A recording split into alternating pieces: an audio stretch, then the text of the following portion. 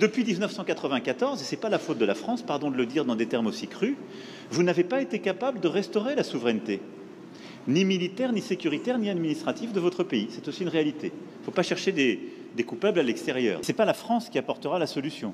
Et je le dis ici avec beaucoup de clarté et d'humilité. À la nécessité aussi, ce qui est une responsabilité qui doit se faire ici, ce n'est pas la France ou d'autres de le faire, de mettre en place une vraie justice, une justice transitionnelle qui est la clé pour que celles et ceux qui parfois ont tué soient jugés.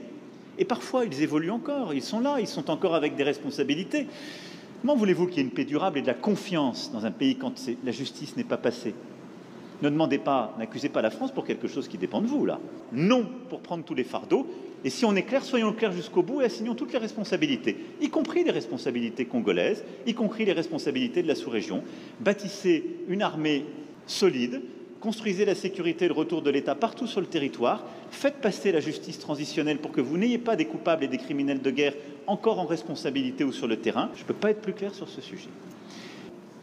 Parler d'agression, on l'a fait par des groupes qui sont d'ailleurs des groupes incluant aussi des Congolais, vous le savez comme moi.